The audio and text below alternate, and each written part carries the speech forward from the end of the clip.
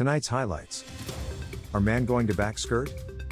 Did ex-president lost his power? Ukraine's victories are exciting Wall Street.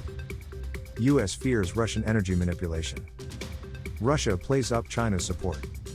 6 migrants push back to Turkey back. Putin is a killer, says Ukraine goalkeeper. US Open, why is it so difficult to win a second Grand Slam?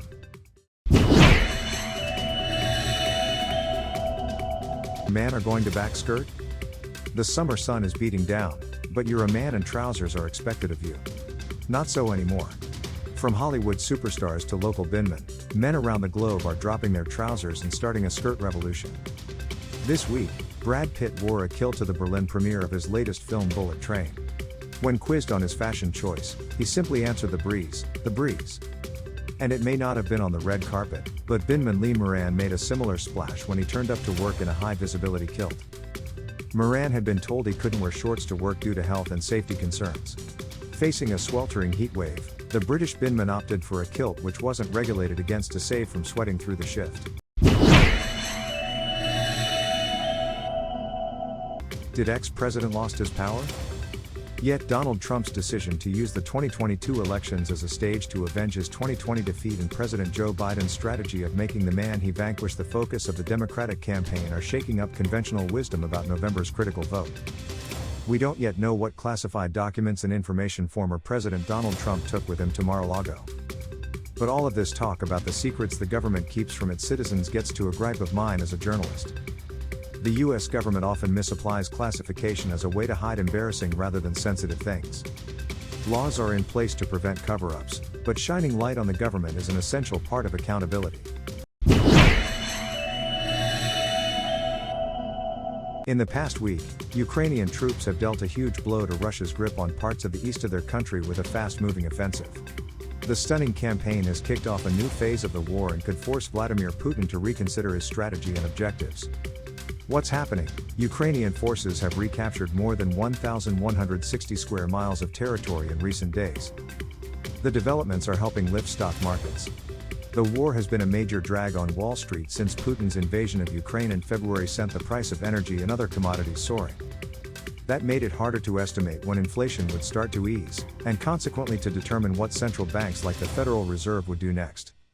But investors remain cautious as they look ahead, warning that there are still too many unknowns to launch into a full-scale celebration.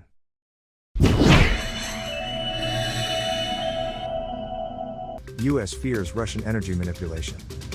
When President Joe Biden convened nearly a dozen Western leaders by private video conference on Thursday to discuss the war in Ukraine, he was intent upon delivering a key message, sources say, to stay unified in punishing Russia, even as the Kremlin tries to weaponize energy and break Western resolve. It was at least the second such entreaty to Europe last week to maintain the sanctions pressure on Russia. In the face of skyrocketing energy costs caused by Russia's invasion and the prospect of a tough winter after the Kremlin shut off gas flows to Europe through a key pipeline.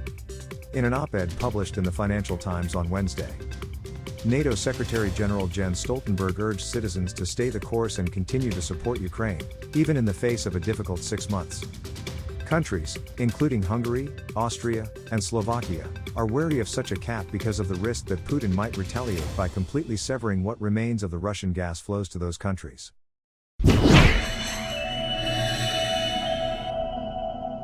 Russia plays up China's support.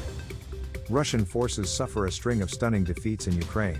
Moscow is playing up Beijing's support for its invasion ahead of a key meeting between Russian President Vladimir Putin and Chinese leader Xi Jinping this week. Russian troops were forced to flee the strategic city of Izium, their main bastion in northeastern Ukraine, on Saturday after a swift Ukrainian counteroffensive. It was Moscow's worst defeat since its retreat from Kyiv in March and a sign that the war might be entering a new phase. Over the past week, Ukrainian forces have recaptured more than 3,000 square kilometers of territory, more than Russian forces have captured in all their operations since April. 6 migrants push back to Turkey back. 6 migrants including 2 babies have died at sea after Greece pushed them back to Turkish waters in the Aegean, the Turkish Coast Guard said on September 13. Another 73 migrants were also rescued off Muğla province in the southwest, the Coast Guard said. The migrants were pushed back to Turkish waters by Greek forces in 4 boats, according to the Coast Guard, who cited a detailed interview with the migrants. Their nationalities were not immediately known, but they are believed to have set out from Tripoli in Lebanon on Saturday in a wooden boat, with the ultimate goal of reaching Italy. But they requested assistance from Greek security forces after their fuel ran out off the Greek island of Rhodes on Monday, the Turkish Coast Guard said, citing migrants' testimonies. It was found out that after they were put on a Greek Coast Guard boat and their valuables were taken, they were put on a total of 4 boats at a location close to Turkish territorial waters and left adrift, the Coast Guard said. Ankara regularly accuses Greek officials of illegally pushing migrants back into its territory, but Athens denies the claims. Putin is a killer, says Ukraine goalkeeper. Shakhtar Donetsk and Ukraine goalkeeper Anatoly Trubin says Putin is a killer and he sent hopes to Ukraine.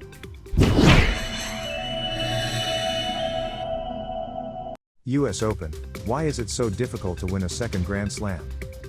When Emma Raducanu won the US Open last year, she dropped her racket, sank to the floor and covered her face in her hands. It was a familiar scene, one repeated throughout the years by first-time Grand Slam winners. Daniil Medvedev also fell to the floor as he won his maiden Grand Slam a day after Raducanu, as did Dominic Thiem a year before that. Even 23-time Grand Slam winner Serena Williams, who will evolve away from tennis after this tournament, seemed shocked when she won her first at the 1999 US Open. But after this euphoric moment, there often seems to be a gap before the pinnacle can be reached again. 34 of the 45 first-time Grand Slam winners since 2000 have endured a wait of at least a year for another, if they won a second title at all. Williams herself had to wait 2.5 years to win her second Grand Slam. Depth of self-belief unlike anything else.